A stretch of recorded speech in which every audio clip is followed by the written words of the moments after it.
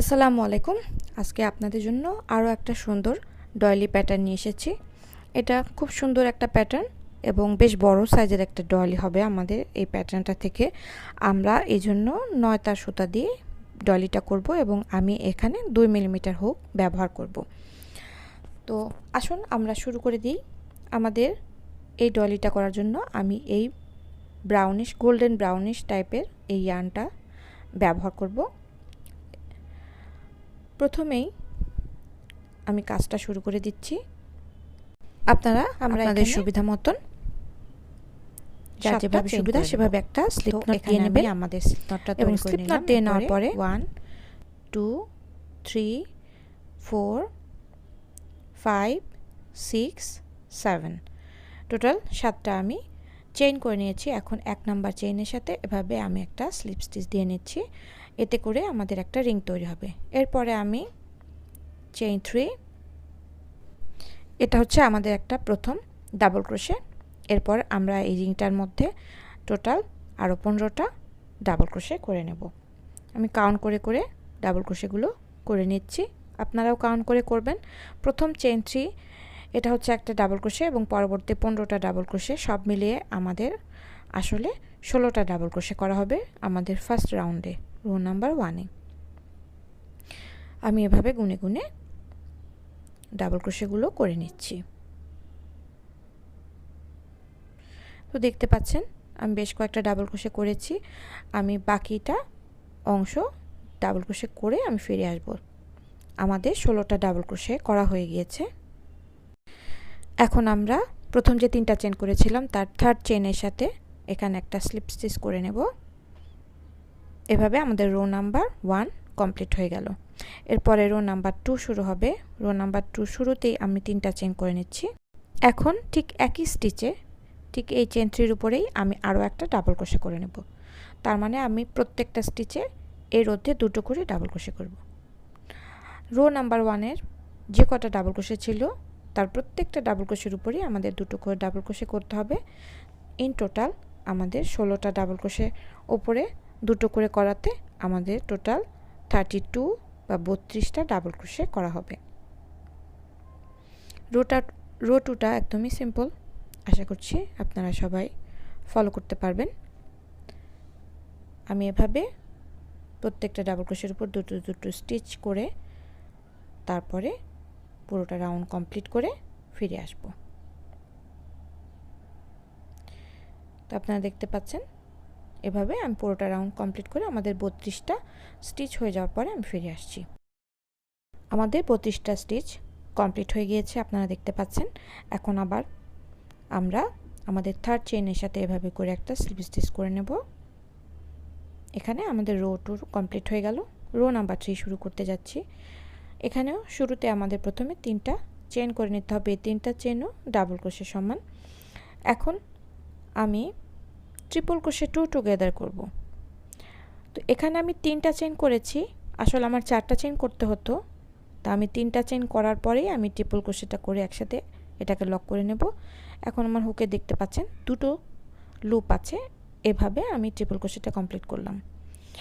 এরপরে 3টা চেইন করে নিয়েছি এবং নিচে থেকে আমরা 2টো ঘর স্কিপ করব এবং দুবার ইয়ার্ন ওভার করে, 2টো ঘর স্কিপ করেছি, দুবার ইয়ার্ন ওভার করে পরবর্তী ডাবল ক্রোশের উপরে আমরা ট্রিপল ক্রোশে 2 টুগেদার করব। আপনারা দেখতে পাচ্ছেন দুবার করে ইয়ার্ন ওভার করা হয়েছে এবং দুবার করে লুপ ছেড়ে দেওয়া হয়েছে এবং একসাথে 3টা লুপকে আমরা ছেড়ে দিচ্ছি। এভাবে আমাদের ট্রিপল ক্রোশে 2 টুগেদার হচ্ছে। 1 2 3, 3টা চেইন করার পর আবারও 2টো ঘর স্কিপ করে আমরা পরবর্তী ডাবল ক্রোশের উপর 3 নাম্বার ডাবল ক্রোশের উপর ট্রিপল ক্রোশে 2 টুগেদার করে নেব। এভাবে করে আমাদেরকে মোট 16টা ট্রিপল ক্রোশে 2 টুগেদারের ক্লাস্টার তৈরি করে নিতে হবে এবং প্রত্যেকটা ট্রিপল ক্রোশে 2 টুগেদারের মাঝামাঝিতে আমরা 3টা চেইন করব এবং 2টো ঘর স্কিপ করে থার্ড ঘর থেকে আবারও আমরা পরবর্তী ক্লাস্টারটা শুরু করব। রো নাম্বার 3 ঠিক এভাবেই হবে। আমরা 16টা ক্লাস্টার কমপ্লিট করে রো নাম্বার 3 শেষ করে ফেলতে পারবো।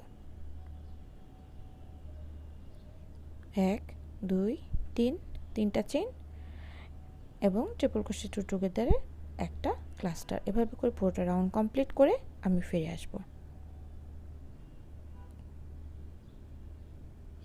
আপনারা দেখতে পাচ্ছেন আমি কিন্তু সম্পূর্ণ রাউন্ড কমপ্লিট করে ফেলেছি এবং লাস্টের ক্লাস্টারটা করার পর আমি 3টা চেইনও করে ফেলেছি। এখন আমাদের যে প্রথম ক্লাস্টারটা ছিল এই প্রথম ক্লাস্টারের সাথে আমি স্লিপ স্টিচ দিয়ে রো নাম্বার 3 কমপ্লিট করে ফেললাম। দেখতে পাচ্ছেন এই অংশটা কিন্তু আমাদের হয়ে গিয়েছে। এরপরে আমরা রো নাম্বার 4 শুরু করব। রো নাম্বার 4 এর জন্য আমাদের প্রথমে একটা চেইন করে নিতে হবে এবং এই ক্লাস্টারটার উপর আমরা একটা সিঙ্গেল ক্রোশে করব। আপনারা এই রোতে মনে রাখবেন ক্লাস্টারগুলোর উপর একটা করে সিঙ্গেল ক্রোশে হবে এবং পরবর্তী চেইন 3 স্পেসে 3টা সিঙ্গেল ক্রোশে হবে। 3টা চেইনের জন্য 3টা সিঙ্গেল ক্রোশে, 2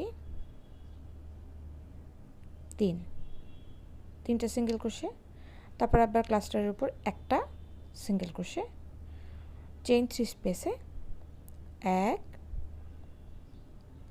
2 3, 3টা সিঙ্গেল ক্রোশে, ক্লাস্টারের উপরে একটা সিঙ্গেল ক্রোশে এবং চেইন 3 স্পেসে 1 2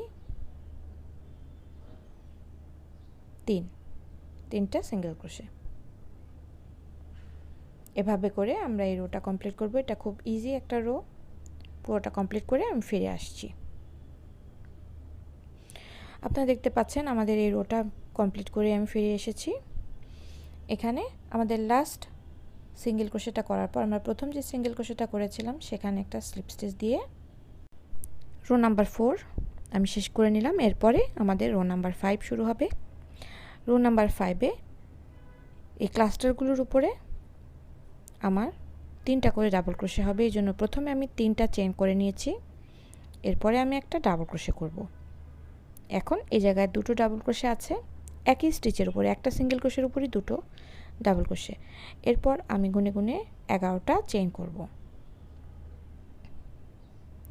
4 5 6 7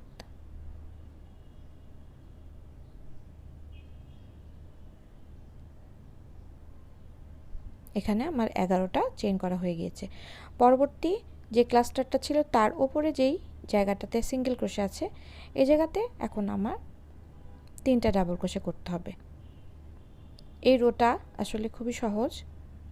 আমরা প্রত্যেকটা ক্লাস্টারের উপর 3টা করে ডাবল ক্রোশে করব এবং মাঝামাঝি জায়গাতে আমরা 11টা করে চেইন করব।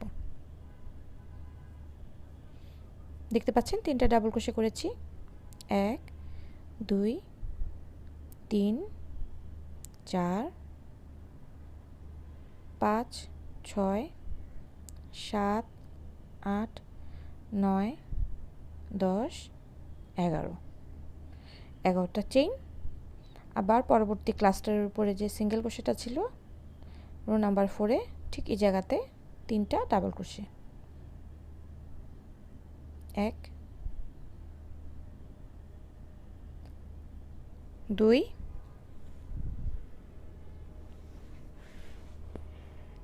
3, এরপরে আবার 11টা চেইন। এই নিয়মে রো 5 খুব ইজিলি রিপিট করে আমরা ফিরে আসছি। এই পর্যায়ে প্যাটার্নটাকে একটু জটিল মনে হয়েছে, কিন্তু আশা করছি কিছুক্ষণ পরেই এই জটিলতা কেটে যাবে।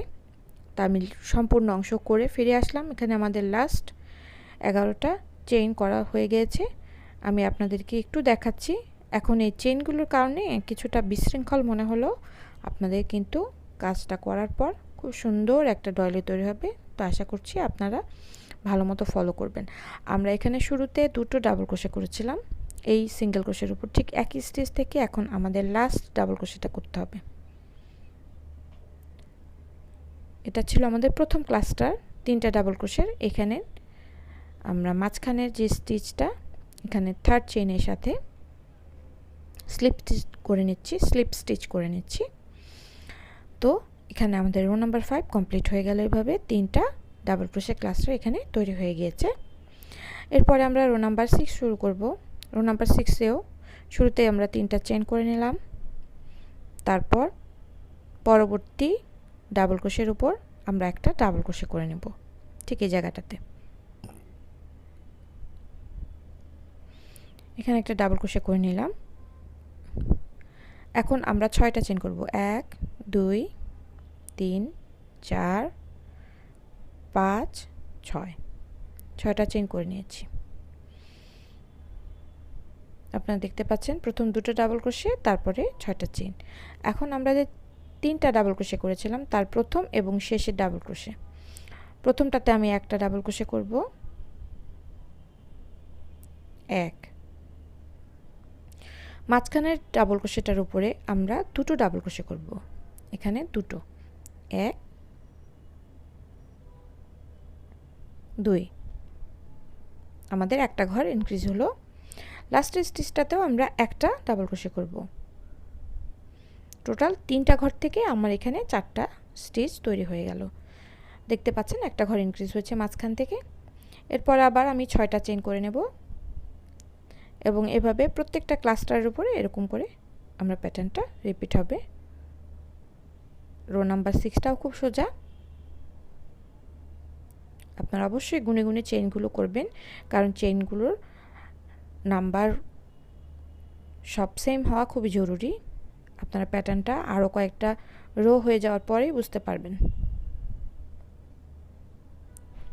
মাঝখানে দুটো ডাবল ক্রোশে,